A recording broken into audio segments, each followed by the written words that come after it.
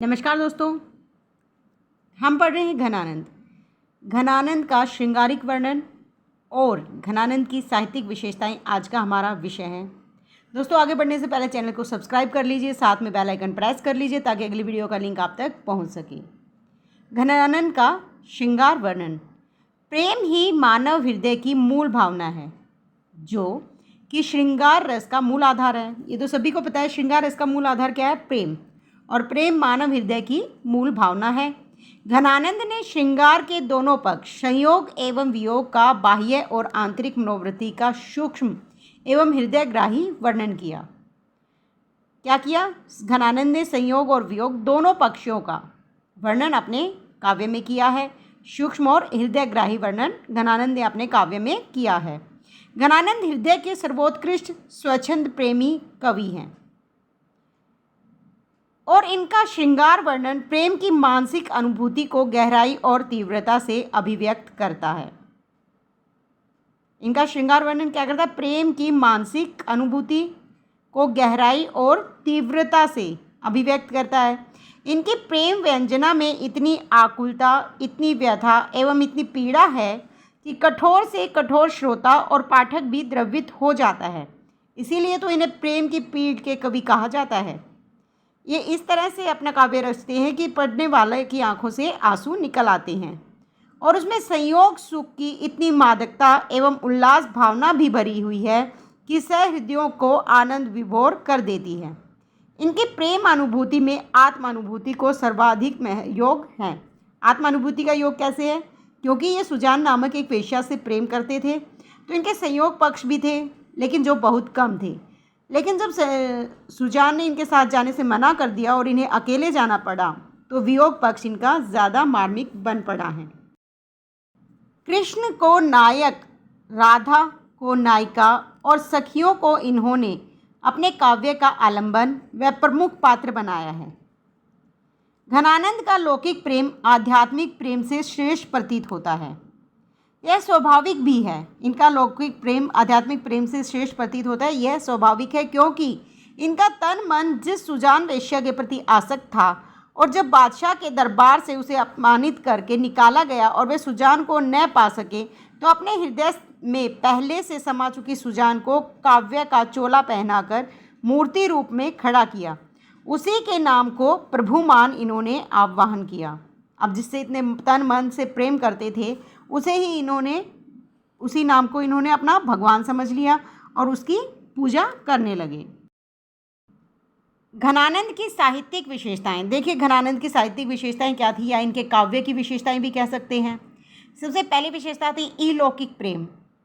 अब चूंकि ये सुजान नामक वेश्या से पूर्ण रूप से आसक्त थे, उनसे पूर्ण रूप से प्रेम करते थे, सच्चा प्रेम था। सच्चे प्रेम के कारण घनानंद का सुजान के प्रति जो प्रेम था, सुजान के छल कपट और कठोर व्यवहार के कारण अलौकिकता में परिणित हो गया। अब इनका प्रेम तो सच्चा था, धोखा किसने दिया? सुजान ने। लेकिन इनका जो सच्चा प्रेम है वो अलौकिक प्रेम में परिणित हो गया। दूसरी विशेषता है निश्चल प्रेम की अभिव्यक्ति। अब ये सुजान से निश्चल प्रेम करते थे। सुजान ने इन्हें धोखा दिया था, इन्होंने नहीं। वे अपनी प्रेमिका से निश्चल और निष्कपट प्रेम करते थे। भले ही उनकी प्रेमिका ने उनके साथ धोखा किया, किंतु वे निश्चल प्रेमी थे और प्रेम के पक्ष में निश्चलता और निष्कपटता को ही अत्यधिक महत्व देते थे।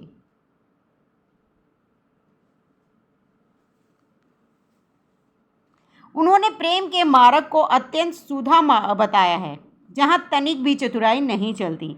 इनका मानना है कि जो प्रेम का मार्ग है वो बिल्कुल सीधा साधा है, वहाँ किसी प्रकार की शानपत या चतुराई नहीं चलती। अति सुदो स्नेह को मार्ग है, जहाँ नेकु शानप बाक नहीं। तीसरी विशेषता इनके साहित्य की है पीड़ा की अनुभूति। सच्चे प्रेमियों को अपने प्रिय का विरह बहुत पीड़ा देता है। घनानंद सच्चे प्रेमी थे और उस पीड़ा का उन्होंने स्वयं अनुभूत किया था। दिनकर जी कहते हैं कि दूसरों के लिए किराए पर आंसू बहाने वालों के बीच यह एक ऐसा कवि है जो सचमुच अपनी पीड़ा में रो रहा है।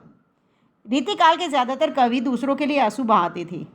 क्यों? क्योंकि सबको अपने आश्रयदाताओं से क्या लेना होता था? पुरस्कार। और उस पुरस्कार पर उनकी जीवनचर्या चलती थी। घनानंद एक ऐसे कवि थे जिन्होंने खुद प्रेम को महसूस किया, उनकी विरह पीड़ा को महसूस किया और अपने काव्य में उसे व्यक्त किया। अगली विशेषता है सौंदर्य प्रियता। प्रेम के मूल में सौंदर्य चेतना होती है। सभी एक दूसरे के प्रति आकर्षित किस तरह से होते हैं? पहले तो दूसरे का रूप सौंदर्य ही आपको आकर्षित करता है, तब आप उससे प्रेम करते हैं। तो यहाँ पर भी ऐसा ही हुआ था। घनानंद जो थे वो सुजान के प्रेम मतलब रूप सौंदर्य पर पहले मुग्ध हुए और फिर उनसे प्रेम करने लगे थे। किसी के प्रति आकर्षण सर्वप्रथम उसके सौंदर्य से प्रभावित होना होता है।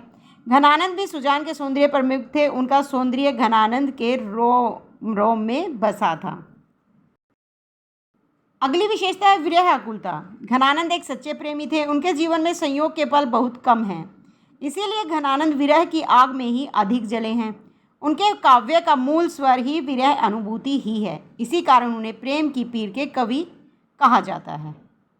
अब चूंकि सुजान उनके साथ नहीं आई तो वो अकेले ही चले गए, तो इसके कारण उन्हें क्या झेलना पड़ा? विरह। और विरह की आकुलता बड़ी कठिन होती है, पीड़ा देती है, दुख देती है। तो उसी का वर्णन इनके काव्य में हुआ है।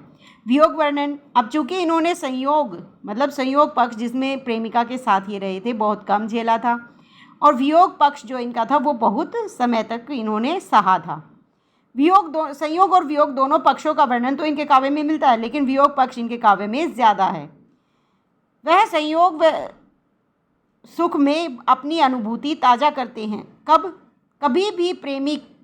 किसी भी प्रेमी कवि के काव्य में संयोग और वियोग दोनों पक्षों का वर्णन मिलता है। कभी वह संयोग सुख में अपनी अनुभूति ताज़ा करता है तो कभी वियोग में अपने प्रेम की परीक्षा से गुजरता है। घनानंद एक वियोगी कवि हैं। उनके हृदय में अपनी प्रेमिका सुजान के प्रति उत्कट विरह भावना भरी है, जिसका वर्णन उनके काव्य में हुआ है। हृदय की मौन पुकार की अधिकता अधिक है। अब क्योंकि सुजान के प्रति उनका जो प्रेम था वो क्या था? हृदय से मतलब सच्चा प्रेम था, बौद्धिक नहीं था। तो घनानंद का जो विरह वर्णन जो था वो बौद्धिक नहीं था, वह उनके हृदय की सच्ची अनुभूति थी। और जहाँ विरह बौद्धिक होता है वहाँ दिखावा आडंबर होता है, किंतु जहाँ हृदय की अनुभूति होती है वहाँ प्रदर्शन एवं आडंबर नहीं होता। वहाँ हृदय की टीस, तड़प, आकुलता वह बाहर न सुनाई देकर बाहर, यहाँ क्या आएगा? बाहर न सुनाई पड़कर मौन होती है, क्योंकि हृदय मौन रहता है, हृदय बोल नहीं सकता, तो हृदय की जो टीस है, पीड़ा है, वो मौन होती है। तो यहाँ पर हृदय की मौन पुकार की अधिकता है। अंग प्रत्यंग की आकुलता। घनानंद के काव्य में अंग प्रत्यंग की आकुलता है। देखिए, घनानंद के विरह में उनके आँख, कान, हृदय, प्राण आदि अंग प्रत्यंगियों की अधिक आकुलता, बेचैनी एवं दयनीय स्थिति का चित्रण हुआ है। उपालम। घनानंद की विरह वेदना में उनकी प्रिया के प्रति उपालम के भाव भी हैं। प्रकृति का उद्दीपन रूप में चित्रण। विरह वर्णन में क्या होता है? जो प्रकृति होती है खासकर वसंत ऋतु में, वो उनकी जान से निकाल लेती है। तो प्रकृति का उद्दीपन रूप में चित्रण भी घनानंद के काव्य में अधिक हुआ है। इनके काव्य में क्या है? सात्विकता और आध्यात्मिकता है। घनानंद के प्रेम में तनिक भी वासना की गंध नहीं है, कहीं भी अश्लीलता नहीं है, कोई भी उक्ति कामपरक नहीं है। प्रत्येक उक्ति में सात्विकता एवं आध्यात्मिकता है। दोस्तों, वीडियो अच्छी लगी है तो चैनल को सब्सक्राइब कीजिए, लाइक शेयर ज़रूर कीजिए वीडियो को, और साथ में बेल आइकन प्रेस कर लीजिए ताकि अगली वीडियो का लिंक आप तक पहुंच सके। धन्यवाद।